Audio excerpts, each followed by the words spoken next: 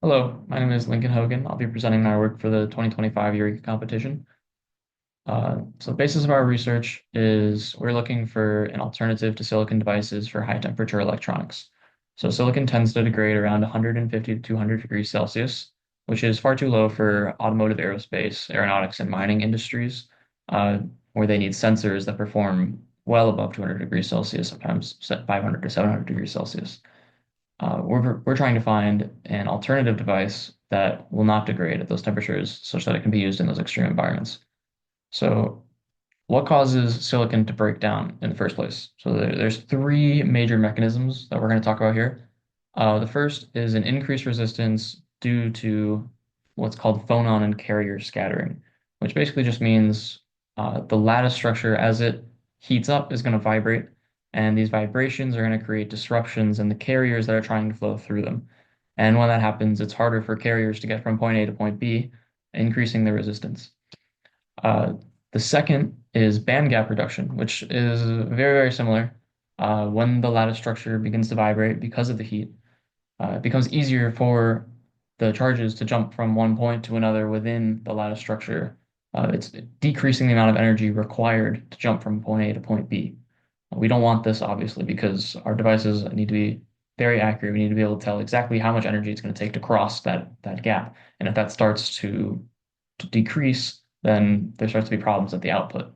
And the last is mechanical stress caused by um, two main factors. So the first is electromitigation, which is the physical displacement or removal of atoms inside of the silicon lattice into the interconnects that connect it to the rest of the device.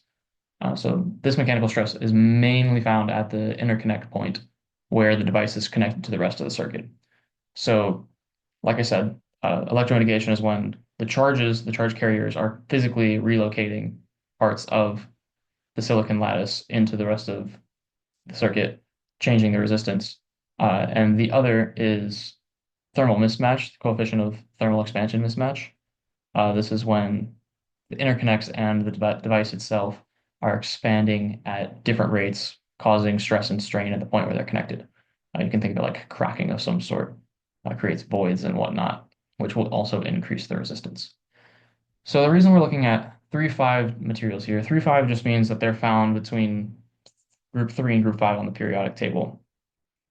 Uh, 3,5 heterostructures are typically ionic bonds, which have a much higher energy associated with them, which means that their lattice structure is going to be much stronger. And it's going to, first of all, it's going to resist the vibrations. It's going to be harder to vibrate them. So it's going to be harder to increase the resistance. It also means it's going to be harder to decrease the band gap. And it also means it's going to be harder to physically relocate the atoms. And the way that we implement these is called a heterostructure stack, which we'll get into in a second. And because of this stack, it allows us to better match the coefficient of thermal expansion uh, in a more optimized way. So going on to heterostructure design, uh, if you're familiar with how a traditional silicon device works, like PNP, NPN, uh, bipolar transistor, you know about silicon doping and those kinds of things.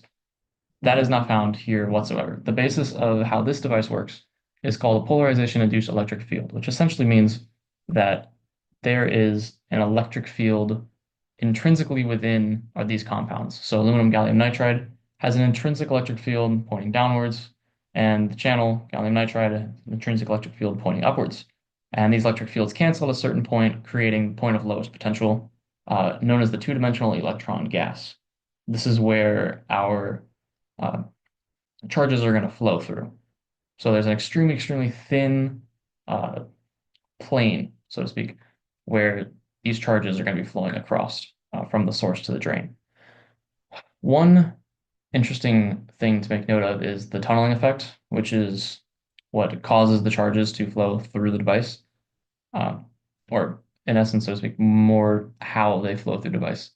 Uh, the quantum tunneling effect. They need to go through the barrier and into the 2DAG and back up through the drain. Uh, the reason we make note of this is because we need extremely advanced simulations to be able to model this effect. It's not very different from a basic transistor in terms of what software is needed to to model it. So that's how the stack works. Now, if we go on to the stack that we're looking at here, uh, we've looked at a number of different kinds of stacks, and what we've decided on is aluminum gallium nitride on gallium nitride because of its large band gap and modularity based on the content of aluminum within the compound. So aluminum gallium nitride on gallium nitride is known for an extremely dense 2-deg and high electron mobility, which means that can be used in uh, high mobility applications of high electron mobility transistor or radio frequency applications. Um, like I said, it has tunable properties based on the aluminum content within the barrier layer. But one problem that arises with it is strain from lattice mismatch. Aluminum gallium nitride and gallium nitride have different coefficients of thermal expansion. So as those two expand, it's going to be going back to the mechanical stress that I was talking about earlier. One way we plan to mitigate this is introducing what's called an inner layer, which is aluminum nitride in this instance. And it's going to kind of dampen the effects of the coefficient of thermal expansion mismatch. And it's also going to enhance the electric field effects that it has on the 2-deg. Going on to what actual devices we simulated. So I'll talk a little bit about space design later, but we decided to go with a planar FET for simplicity's sake with just the aluminum gallium nitride on gallium nitride, as this was our first run through with the device. The structure to the left is the heterostructure seen here is just adapted to an MFET space design. This model is what was used in our actual simulations. So the way that we run these simulations, there is a software called Centaurus TCAD, which is what was used to actually define the physical boundaries, parameters, uh, anything about the device itself, all of the physical characteristics. And once that's modeled, you can then make a compact model of this and put it into a circuit simulation called HSpice. And it should definitely be noted that these are top of the line uh, software applications. So TCAD is pretty much uh, widely renowned as the most advanced, if not the most advanced, uh, device designing software available. And HSpice is definitely the most advanced circuit level analysis. It costs around like $20,000 a year to license or something ridiculous like that, even though it doesn't have a GUI, which don't get me started. But essentially,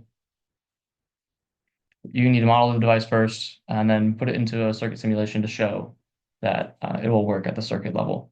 And so what we've done here is we've modeled a PFET and an NFET, which is essentially the CMOS equivalent of PMOS and NMOS, the normally off and normally on states. The reason we've done this is because CMOS